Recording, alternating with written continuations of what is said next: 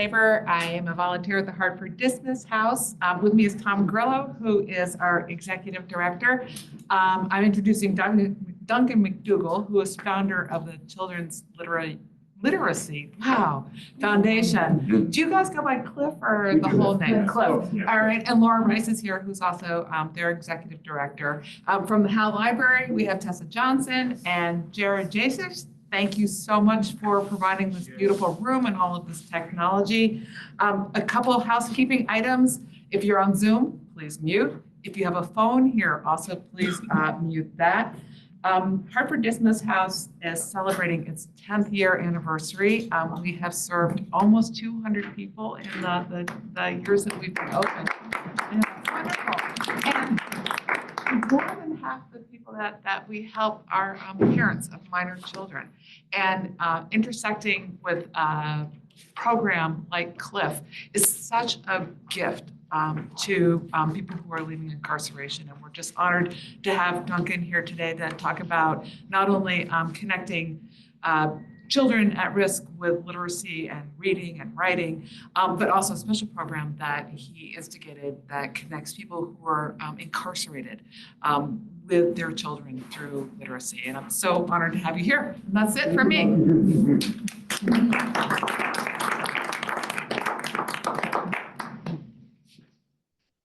Hello, everyone. Hello. As you heard, my name is Duncan, and I am involved with the Children's Literacy Foundation. And there are three reasons why I'm delighted to be here today. First of all is that the Children's Literacy Foundation was started across the hall, and Sarah was there. In February 1998, we gathered 18 folks, and we brainstormed about an idea for a nonprofit. And from there, we've grown. We've served all of New Hampshire and Vermont. We're now over 400,000 kids served, and we have many programs, one of which we'll talk about today, and that's our work with prisons. The second connection that makes me very happy to be here today relates to Dismas House. I love the work of Dismas House, and I happen to know it because I started working with Dismas House earlier than anybody here, I'm sure. I started volunteering with Dismas House 41 years ago. Because I went to Vanderbilt University, and it turns out that that's where Dismas House was started. When I was an undergraduate, I volunteered at the Tennessee State Penitentiary teaching math and English. That was a very eye-opening experience, and one of the main reasons why I ended up pushing to start a program working with incarcerated adults at CLiF. And the third reason is one of our founding board members, Jan Tarjan, who was indeed the executive director of Dismas House. So we have lots of great overlaps here, and it's a pleasure to be here today. So many of you know CLiF and have been very involved in CLiF. And Bartlett introduced Laura Rice, who we're delighted is the new executive director, and has been so for a year now, is doing a stellar job. But for those who don't know us, I thought I would do a quick overview of the Children's Literacy Foundation and our work, and then go deeper into our work with incarcerated adults in prisons. That program, by the way, was started about 23 years ago. And since then, we've served thousands and thousands of incarcerated men and women and tens of thousands of kids through that program. So what do we do? The Children's Literacy Foundation, from the beginning, has targeted children from birth to age 12 who are under-resourced and who have the greatest need for support with regard to literacy. And it turns out there are many, many ways to reach them and many places to reach them. So long story short, we have worked with children in homeless shelters, affordable housing, Head Start, food programs, refugee children, new Americans. We work with foster kids. We work with different programs serving foster families. We work in rural communities, families dealing with substance issues, and basically anywhere where kids might be at risk of growing up with low literacy skills. I'm sure I don't need to talk to you all about the absolute essential importance of helping children get a good start with regard to literacy. It is absolutely the foundation of all skills that are developed after that. And we've decided, since we're a small nonprofit and we have limited time and resources, that we want to focus our attention on those kids with the greatest need, but also reach them as early as possible. Because if you have a child who's 14 or 16 or 18, it takes so much more time and energy and resources to help them get back on track than if you have a child who's 5 or 6 or 8. So we target those youngest kids, and we target those with the greatest need. And we do not teach reading and writing. There are absolutely fantastic folks all across New Hampshire and Vermont in schools and other organizations that do that. But our job is to really fill a gap that is very important, and that is to help make reading and writing fun and inspiring and something that kids want to do. And a question we often get is, do teachers or do schools, do they feel comfortable you coming in? It's kind of, you're coming into their territory. And the short answer is they're delighted. What teacher doesn't want a child who's more excited about reading and writing, who's more interested, who wants to go get the next book, who wants to write a poem? And that's where we come in. Our job is to help kids get excited about reading and writing. We give away lots of books, and I'll talk about that in a second. But I would say, my personal opinion, our most important value is we connect those children and their parents and caregivers. We'll talk about that in a second. We connect them with some of the most inspiring authors, illustrators, poets, storytellers, and graphic novelists in New Hampshire and Vermont. So we have, I think, 62 or 63 professional presenters, and we vet them because there are lots of fantastic authors, illustrators, and poets and storytellers who do great work, but are not really comfortable or not as compelling with kids. So we need people who can do both. And then once we find them, we pay them, and we send them all over New Hampshire and Vermont. So if you look at the map, you can see our presenters are spread across the 2 states, and they go into all the venues that we talked about. And face to face, they share their love and their inspiration around literacy and reading and writing. And that makes such a difference. For a child to be able to talk to Jason Chin, who just won the Caldecott Award, how did you come up with the idea for that book? And how did you learn how to draw like that? And it turns out that Jason Chin, who some of you may know because he grew up, I think, in Lyme, was inspired by a CLiF presenter who used to live around here too. So it's sort of like a chain letter so far at this point. So all of our work is free, and that's a really important thing because the organizations that I listed, schools, libraries, shelters, low-income housing, et cetera, they have very limited resources, very limited time. Everything we do is completely free. And we serve all the kids in an organization. So it would really be inappropriate, in my view, we're trying to find those schools, for example, that have the highest proportion of kids that are scoring below the standard in reading and writing. How inappropriate would it be to say, okay, so we checked your scores, you're going to join us, but not you, not you. So whatever organization we serve everybody, and we don't care who they are. But we know that since we're serving that organization, they have significant needs. And we serve also, when possible, the parents and the caregivers because they have such an important impact on those children. Not only that, actually, when is the next conference, Laura? We have April 12th. April 12th. So April 12th in Lake Maury. We're going to have school principals and teachers and school librarians and public librarians and literacy experts coming for a free conference, something that we do every year. So this is an old map, but it just gives you a sense of our range. That's sort of a typical year in the life of CLiF. So in a typical year, we have something like 800, 900 events, and total attendance at those events range between sort of 40 and 50,000. So we serve a lot of kids, and we go to a lot of towns. And this is often sort of the end result of what we do. So we see some beautiful books here. This is a summer readers event up in northern Vermont. And one of the really powerful things about what we do is we also give away tons of books. All the books we give away are brand new. They all are inspiring, great books that would help kids get excited about reading and writing. And kids get to choose what they want. There's a ton of research that shows that when kids get to choose what they want to read, they're many times more likely to enjoy reading and want to read the next book. And so we will come at our events, and you'll see more pictures of this, and tables will be covered with hundreds and hundreds of books. And kids will come up like, you get to choose any 2 books or 4 books. What do you want to read? Like, so we get to keep these? Yeah. Forever? Yeah, they're yours. Oh my. Sometimes it's a little mind-blowing. You have to let them realize because they've never had that opportunity before. Some of these people live, 45 minutes from the nearest bookstore. They've never had a chance to choose what they want to read. We also, I'm not going to go into great detail, but we also have lots of events for parents and caregivers. This is up in northern Vermont. This is an event where Natalie Kinsey Warnock, an awesome presenter for CLiF, she's written about 20 children's books, and she specializes in capturing family stories. So she will help every child in a school research a family member, often a grandfather, great-grandmother, etc., put together a beautiful triptych, and then the whole gym turns into a museum. And these are all individuals from the family that are being highlighted, so the children learn about interviewing and writing and researching, and then the whole community comes out because they learn about their own family members. That's a whole hour-long presentation right there. So finally, we get to the Children of Incarcerated Adults program. Roughly, on average, 70% of incarcerated adults in the United States have low literacy skills, and there's a whole range of reasons why that situation exists.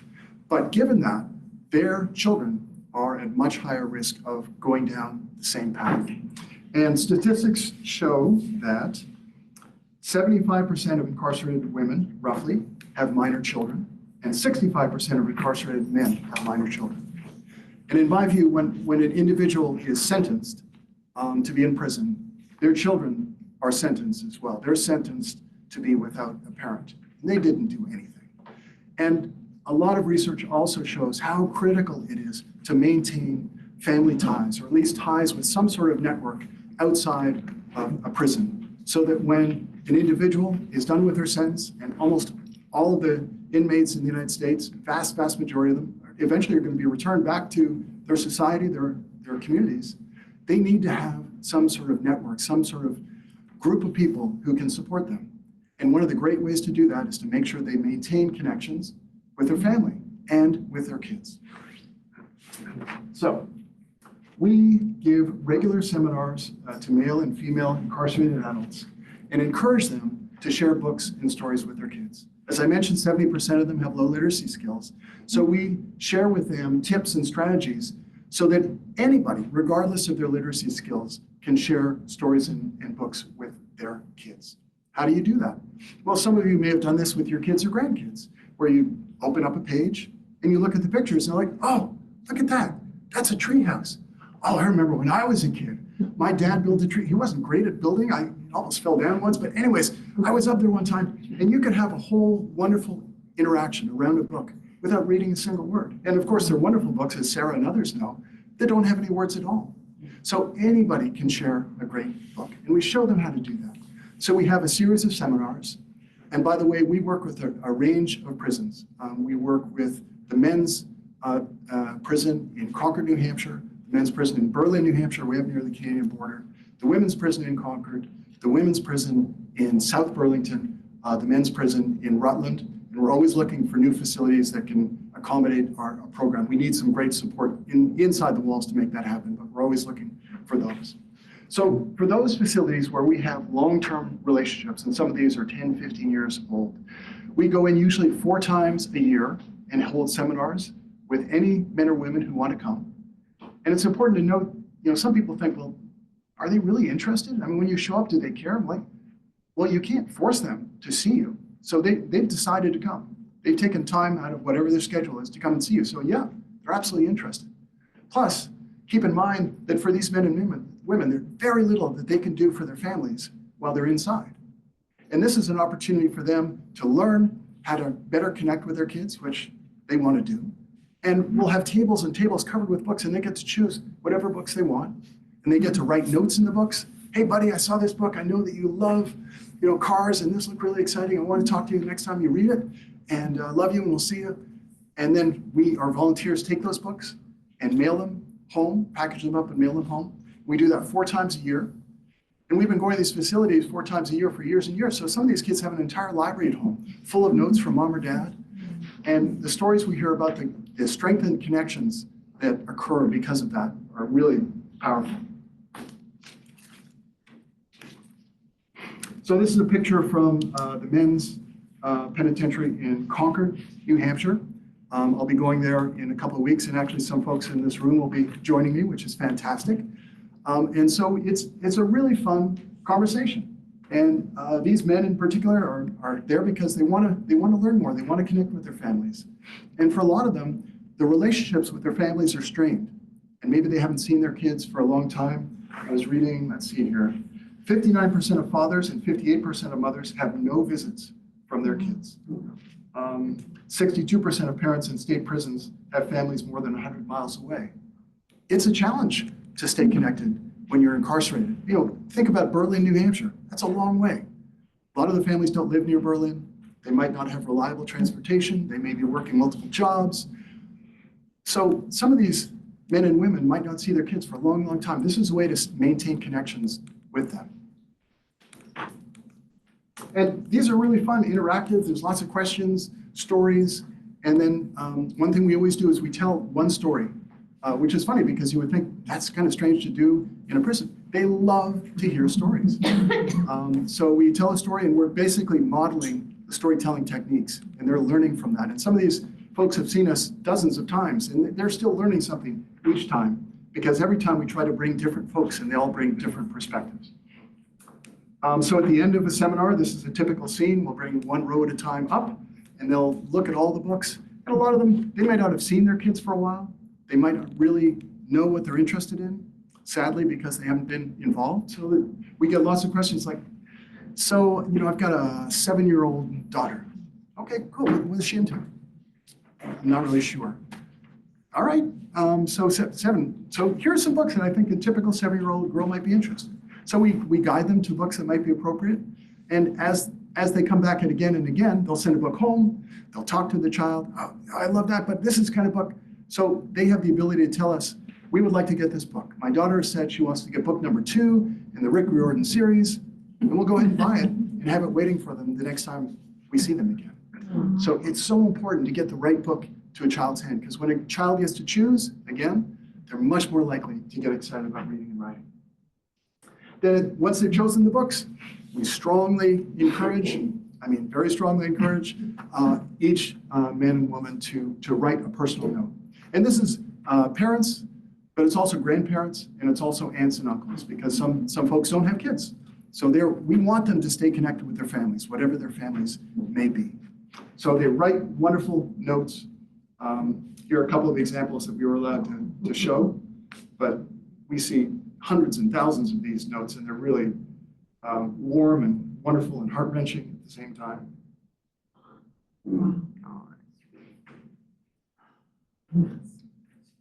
So that's a powerful thing to send home. And I can tell you, these children hold on to those books. Sometimes we hear stories, they just carry it around with them for weeks at a time because it's their direct connection to that special person.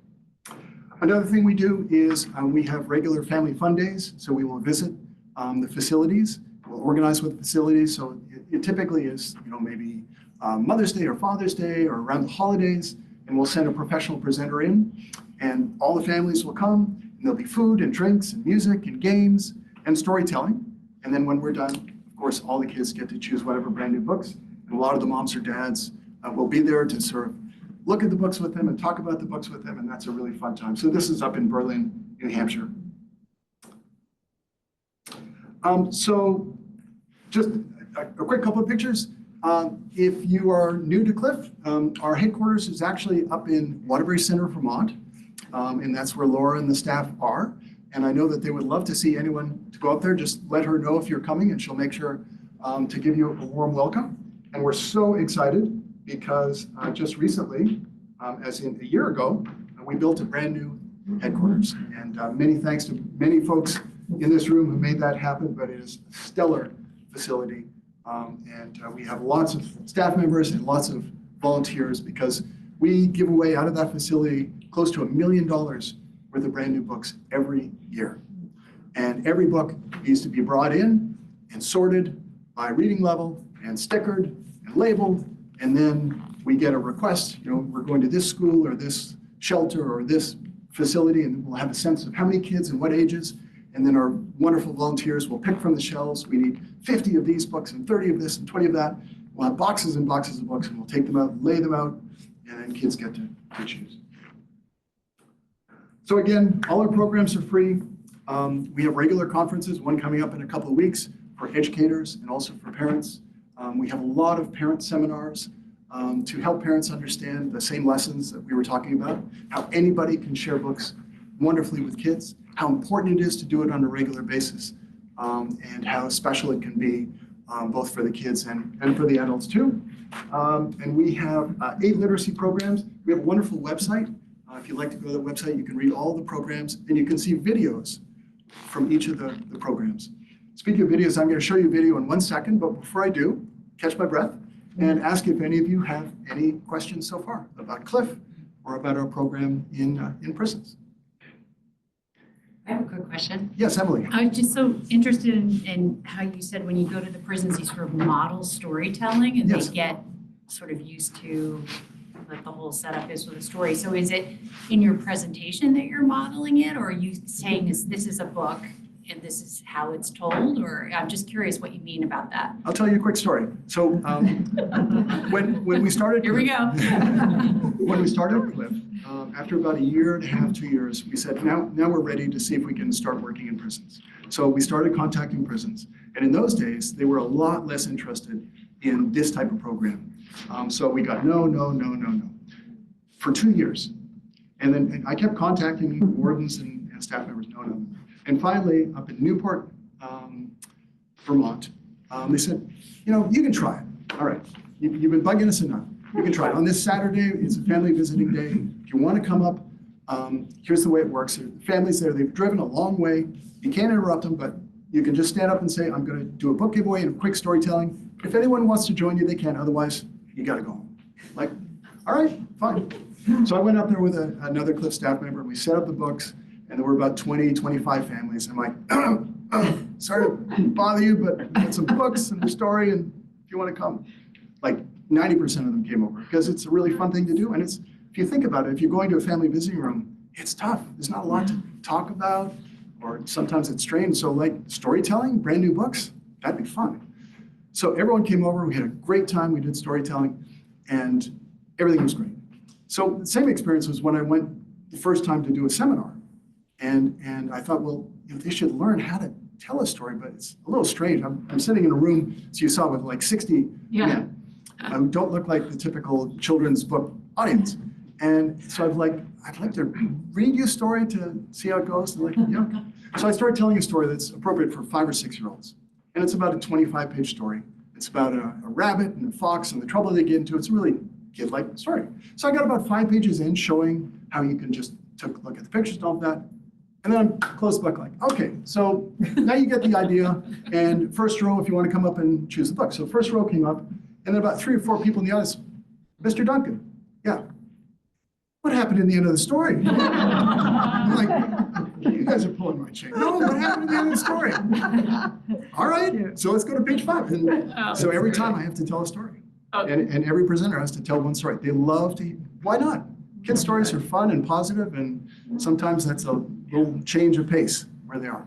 So anyways, they love to hear stories, and so at the end of every presentation, it's getting hard now because I've seen these guys so many times, I have to keep coming up with different stories. Sometimes I have to recycle a story I told like 8 years ago or whatever. But they love to hear a story, and it's a great way to show them. And it takes, for a lot of these folks, reading was not part of their family history. They're not comfortable doing it. They had trouble in school. They weren't comfortable in school. They're told that they were dumb because maybe they had a learning disability and they didn't realize it. So all of this is loaded. But we show them, doesn't matter. Just have a fun conversation. Talk about your visit to Uncle Frank's farm because there's a farm scene in the book. And what do they remember? And remember climbing that tree when you fell out and whatever. Yeah. And it's a great experience around a book. You've done that. You've knocked it out of the park. So that's the kind of modeling that we show. We also read books. And a lot of these folks are very well educated. Some of them have masters and PhDs and all of that. It's a whole range of folks.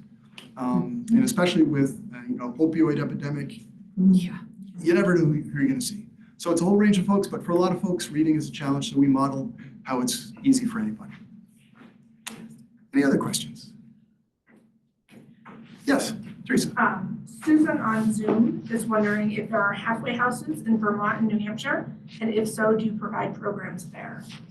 So we have worked with some of the sort of transitional houses, but I think Dismas basically is, would you say, Tom, that kind of serves in that role? It does, yeah. Yeah. So we're looking for, we're talking about possibly working with Dismas House to do that. But yes, we're always happy to go wherever we can. And a lot of it depends on when the facilities can allow us to come in. And we're looking for facilities where the folks there have interactions with their kids. So we're happy to do that. Yes, Martha. At Dismas House, many of the people who were residents come from the Springfield facility. And I didn't hear it on your list of facilities. And is there something that we can do to help you get in there? So I'm not going to speak for Laura, but I know that in the past, we are absolutely open to go into any facilities, but what we need is someone who is on the inside, who can coordinate these events, recruit the men and women to come. We really need a sustained, ongoing, very organized person on the inside to make it happen, because obviously we can't do it from the outside. Right. So the facilities that I mentioned have full-time staff members who can do that for us. And then we set a date with them, whatever works for their schedule. We come in, the men and women are there, we do our thing. Yeah. So and some facilities unfortunately don't have that. So if we can find a new facility that does have that, I would guess we'd love to hear about it.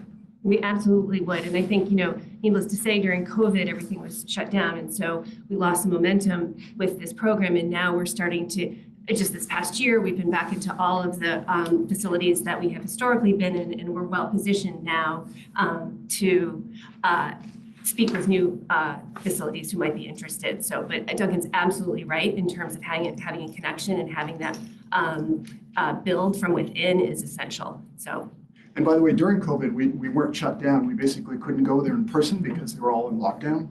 So what we had is we had the men and women fill out forms, and we gave them lists of, here are 30 books, and here are 5 books for this age group, and they picked whatever book, and then they would write a note at the bottom of the form to the child. We'd cut out the note, we'd stick it in the book, and we'd mail the books home. So the kids were getting regular books, but we weren't seeing the men and women in person. So we did the best we could during a tough time. Any other questions? All right, well, let me show this movie.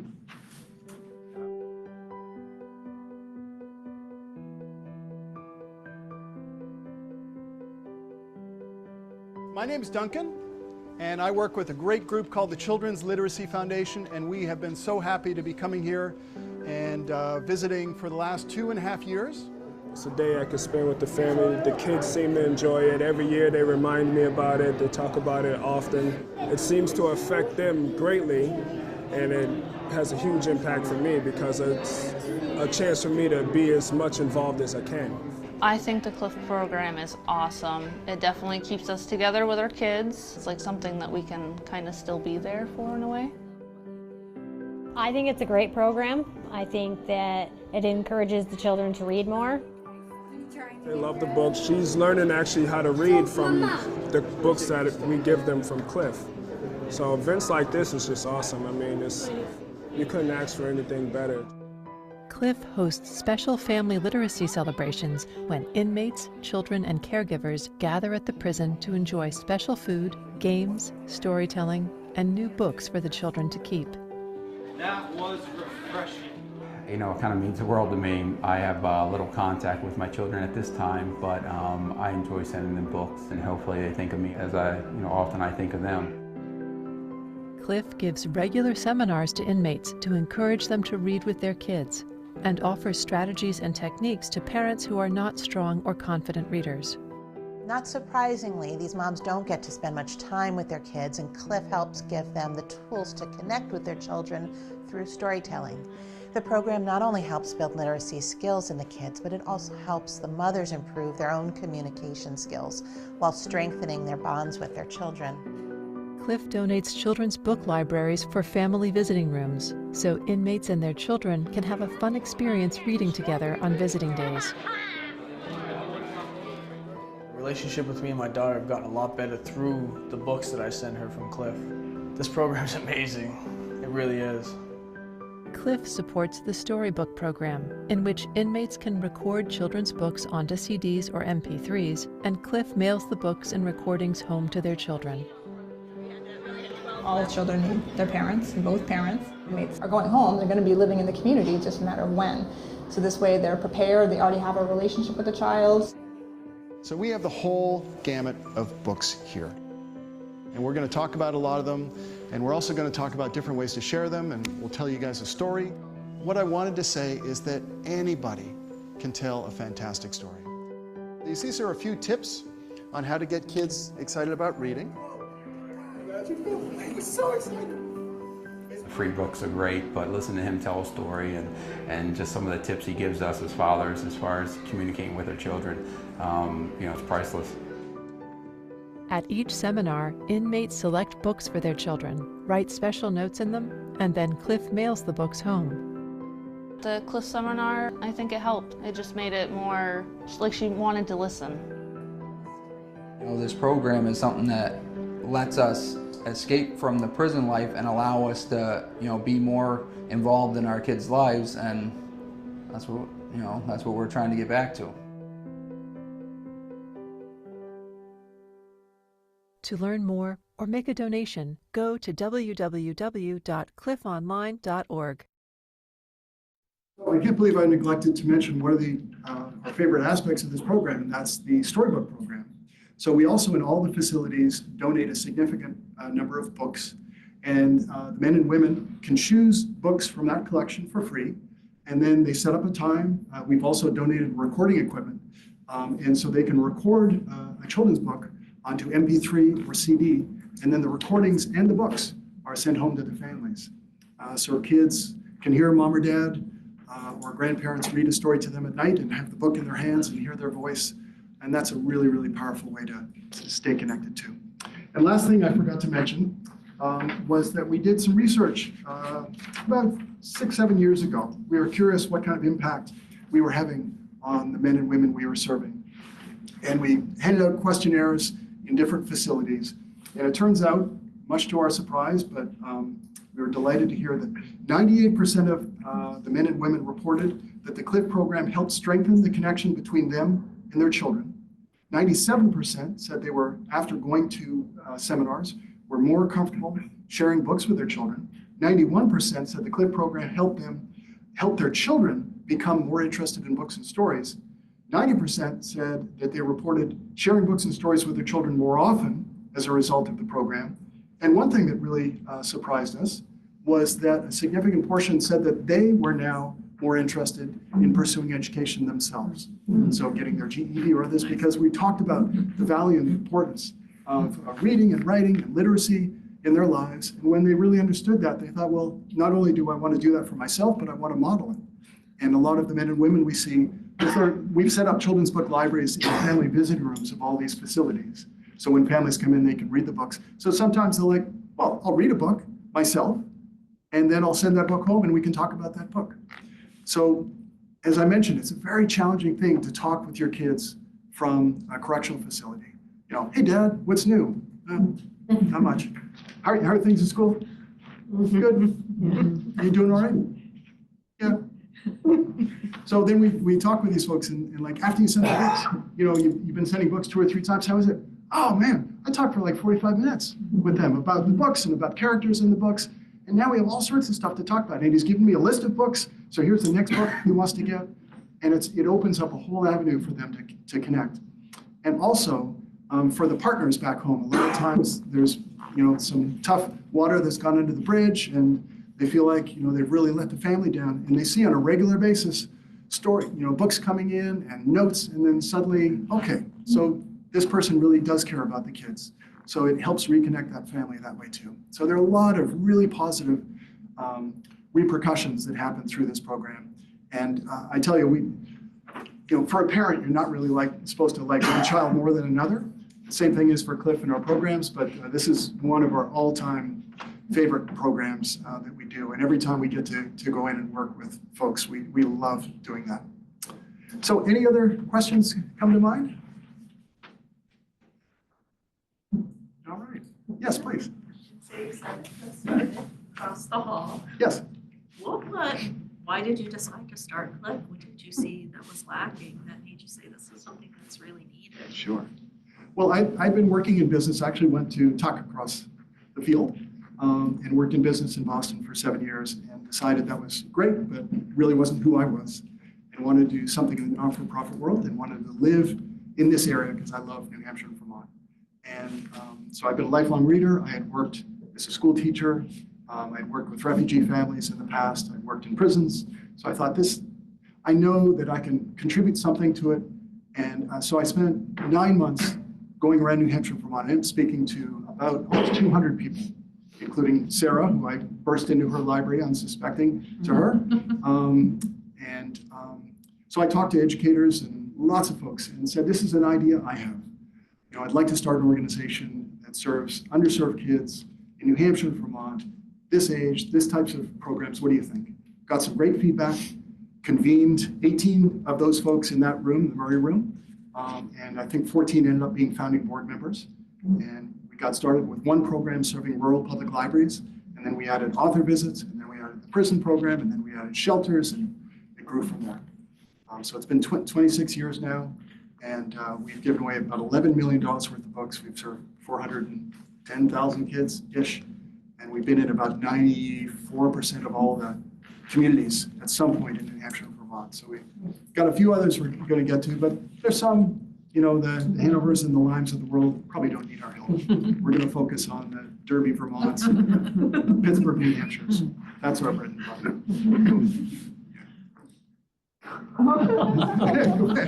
Well, Duncan, this is so wonderful. I'm wondering if CLiF has sprouted seeds in other states. Good question. So since I have an MBA, with my MBA hat on, when I started CLiF, I'm like, okay, here's the plan. We're going to start this organization. After 3 or 4 years, we're going to polish the model, and then we're going national. That's what you got to do. And so in about year 8, the board felt like, okay, at that point, we had 7 programs. We had a good track record. They were going well. Time to do it. So we looked around. We said, upstate New York, Maine. Maine's the place to go. So I remember taking a trip to Maine. We convened something like 90% of the literacy leaders in Maine. We had a 2-hour presentation. Here's what CLiF does. And they said, almost all the programs don't exist in Maine. And great credit to them. They said, please come, because we're going to be coming onto their territory. So we really started digging into what's involved, and we realized this is going to threaten our work here. We're going to be overstretched. And instead of a push strategy, let's do a pull strategy. Let's do the best we can here. Let's spread the word. And if anyone from another state wants to learn how we do it, they can learn anything they want. So, for example, we were contacted from Maine by a woman who wants to start the prison program there. So she came to Concord. She spent the day seeing how we do it. We're going to provide them with a variety of support, and she's going to start a similar program in Maine. I have a list of, I think, something like 38 states. Someone from that state has contacted CLiF and asked about our library program, prison program, whatever. And we'll share anything we can with them. They just can't take our name.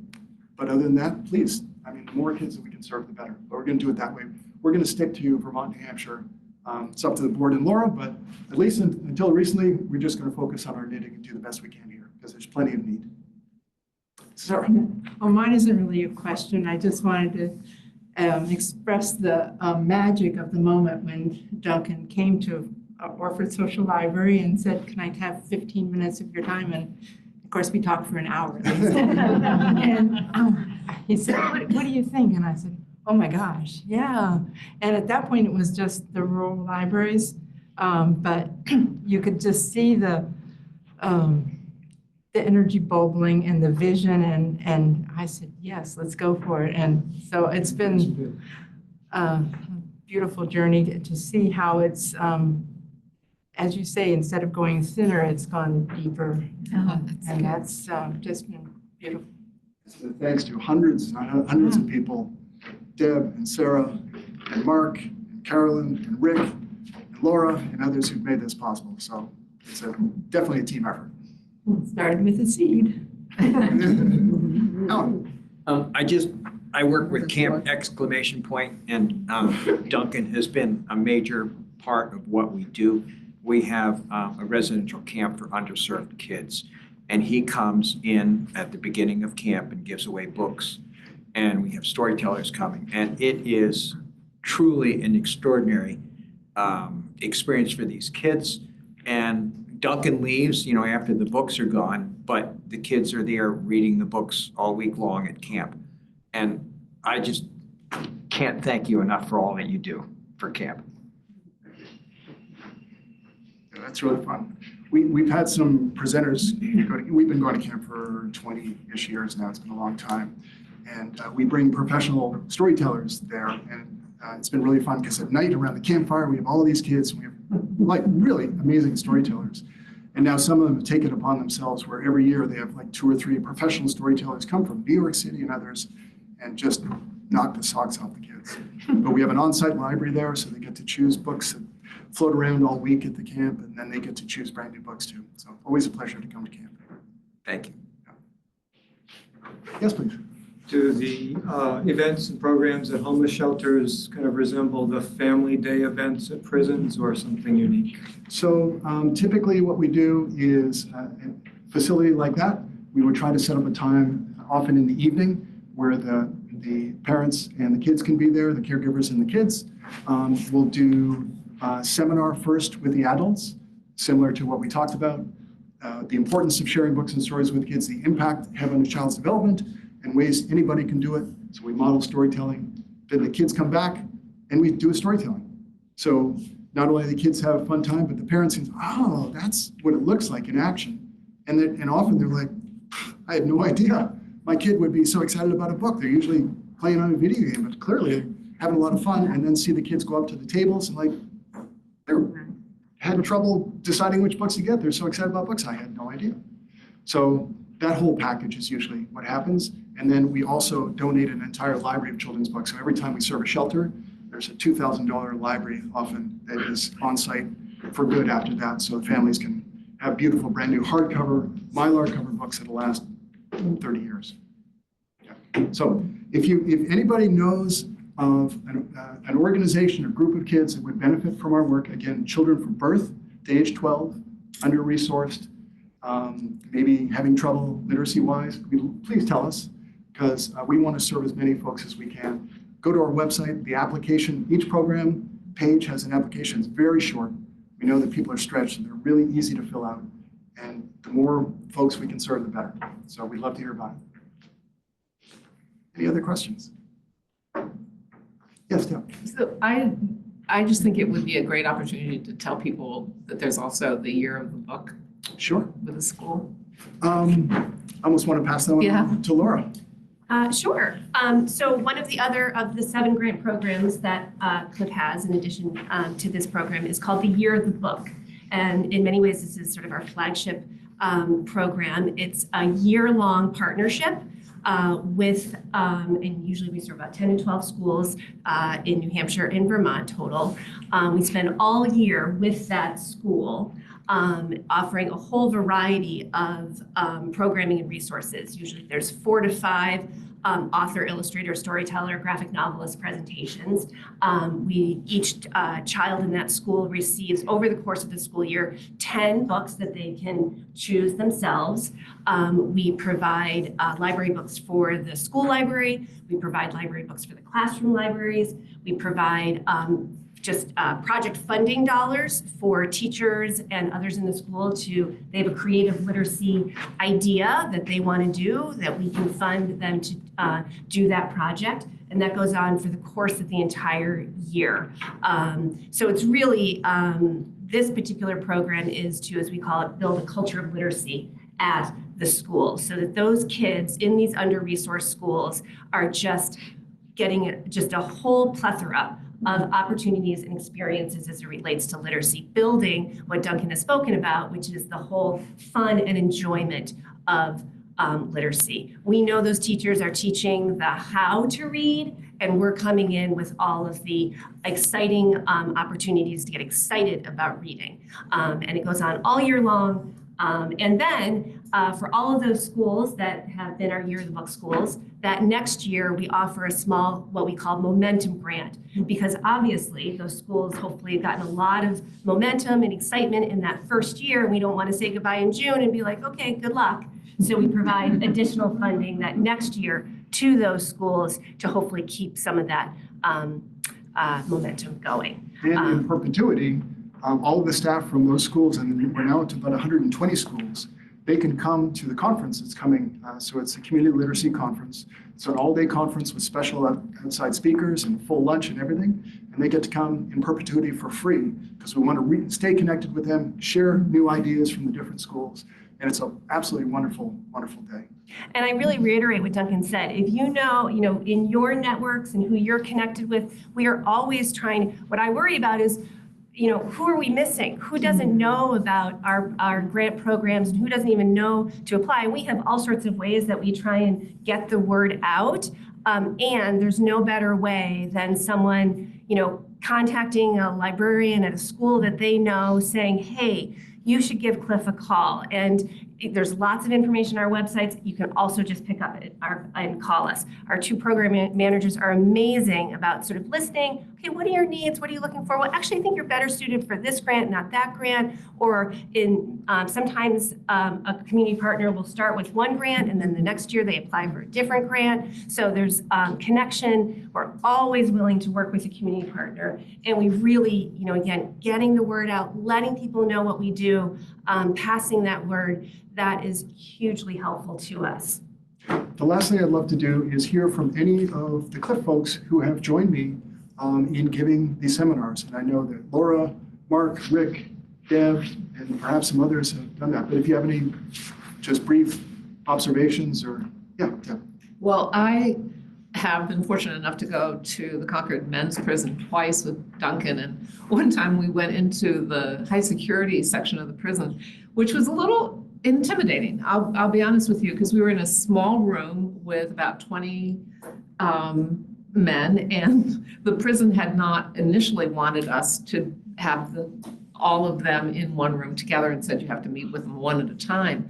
And I will never forget one man coming up to me for help as he was picking books, and he said, I have I'm making it up, 8-month-old son. Should I pick a book for my son or for his mother? And I just thought it was a wonderful moment of just thinking about the books and the relationship with books on the part of the individual. Anyone else? I just might say the virtuous circle, having been to the facilities in New Hampshire here, there was a sense that a lot of the prisoners wonder about how their kids feel about them. Mm-hmm. And it's quite understandable that they're not a real hero. But you sensed in the way they were writing some of the notes and what they were doing was they were creating a way of communicating back and forth and becoming a value to their kids. Mm-hmm. And you sort of think about that, how it works, and if you can, as Duncan says, it's so important when they return to their homes that they have someone that is welcoming them, and the recidivism rate, I'm sure, gets affected by that circle that gets them involved.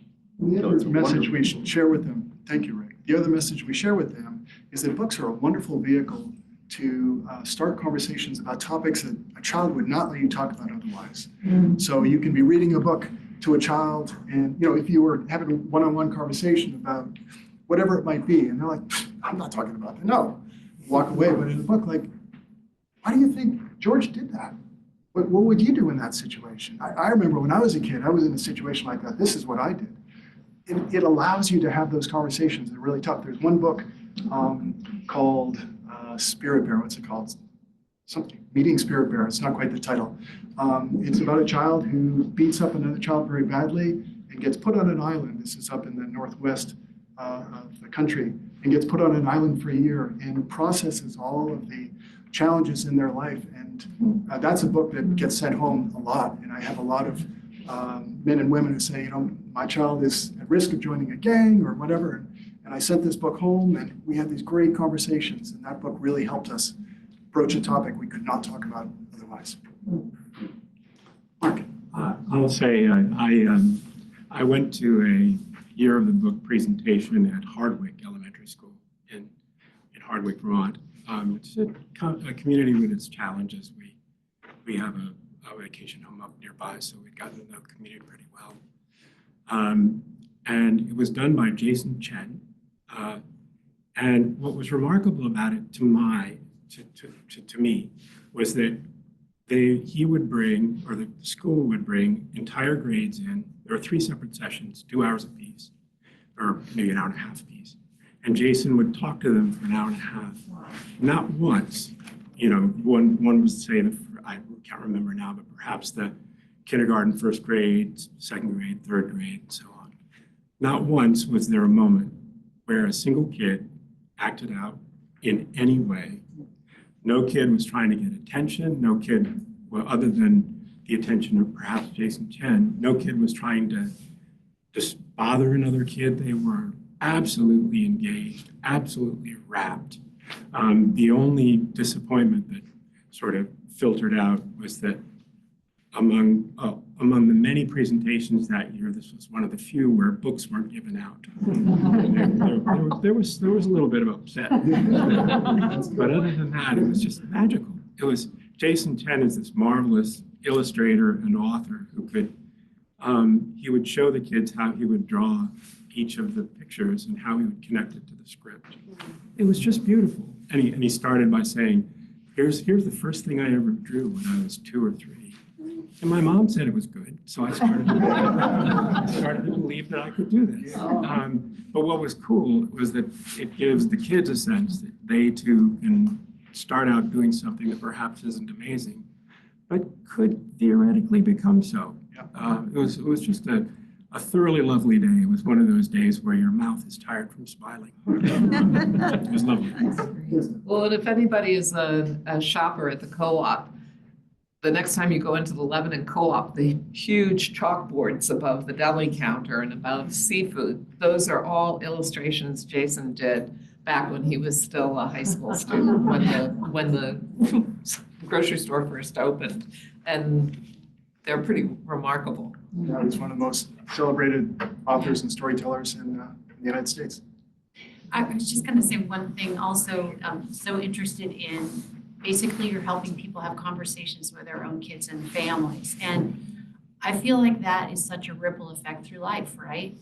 To have conversations about books rather than doom scrolling and seeing the latest horrible thing is so beautiful. And to help a new generation learn how to do that, an adult showing a kid, and then kid grows to also discuss those things is just, you're planting so many seeds. Yeah.